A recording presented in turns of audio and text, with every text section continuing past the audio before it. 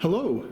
I want to talk to you today about the gospel lesson, and I'm taking on a little tour here. Now I apologize, as you already know, I'm not the most steady cameraman in the world, but here is Dieter, and you can see him sitting there, and he's a pretty cool bear. And as a matter of fact, he's got on his lederhosen, well, partially dressed for Oktoberfest here. So Dieter is right here, and Dieter is a bear, and he's, I guess, always been a bear. And I was thinking about Jesus talking today about paying taxes. And you might say, well, what does a bear have to do with paying taxes? Well, what do we see when we look at Dieter? We see a bear. So I'm walking out here into the reflection garden area here, and I'm going to walk over here towards these flowers. And they're very pretty still, even though it's getting pretty cold outside here at night. These flowers are doing really, really well, and they're very, very pretty.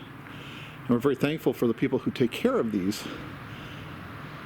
But they're really not the image of God, are they? That's what Jesus talks about today. He talks about the image of God. He talks about paying taxes in the image of God. You might think, well, what do paying taxes have to do with the image of God? And probably if you are a student in school, you're probably not paying taxes, but you might. If you buy something at the store, you're paying a sales tax. And so Jesus talks to the people about taxes and the image of God. And they ask Jesus, well, should we pay our taxes? Well, of course, they're trying to trick Jesus. They wanted to say, oh, look, he's working for the tax collectors and the Romans, and he's not fit to be the Messiah or even a prophet or even a rabbi or anything. But then he asks them to show him a coin. And he says, show me a coin. So I have here, not exactly a coin, but I have with me here a dollar bill. And this is something you would use to pay taxes. You use money. And whose image is on that bill? Do you know who that is? That's George Washington. He is on that dollar bill.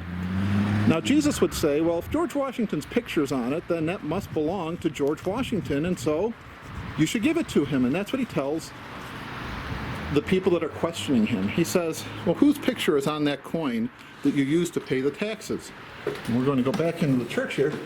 And they said, well, it's Caesar's picture. So Jesus says, well, if Caesar's picture's on it, must be his coin, give it to him. So pay your taxes. That's his coin, give him his coin. But he then says to give to God what is God's. So give to Caesar what his image is on, which is that coin, so he can have his coin. But give to God that which is God's. So what is God's is where his image is found. And where is God's image? And I'm walking back here. This is the bridal lounge. So you're getting a little tour of the back of the church here.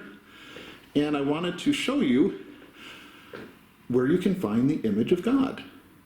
And it's right there. Not just here in the bridal lounge, so you don't have to come here in the bridal lounge to find the image of God, but you'll find the image of God here because right in front of me is the place where you'll find it. And that is a mirror. In that mirror, you'll find the image of God. So I invite you to go find a mirror and look in that mirror and tell me, what do you see? I bet you see yourself. And you see the image of God. God made you in his image. And so when Jesus says to the Pharisees and the religious leaders, he says, well, whose face is on that coin? Or maybe whose face is on the dollar bill? Well, if George Washington's face is on there, well, then give him that bill. That must be his. But give to God that which is God's. And when you look in that mirror, you're going to see the image of God, which means that you are to be God's and to be given to God.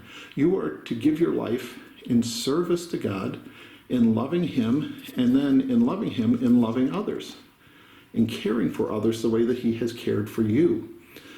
You were made in the image of God, and you always will be. So anytime you look in the mirror, I want you to remember that in that mirror looks back at you the image of God. God made you in his image and has claimed you as his own. And what a wonderful thing, because Dieter is a pretty cool bear, but he's not made in the image of God. And those flowers are beautiful, but they're not made in the image of God either. And that dollar bill, well, it's useful. You can buy things with it or pay your taxes, but it's not made in the image of God either. But you are. And that makes you more special than anything else. And you will always be more special to God than anything else. And he will love you forever because he made you in his image and has claimed you as his own. So again, I challenge you to go find a mirror and look in that mirror and see the image of God.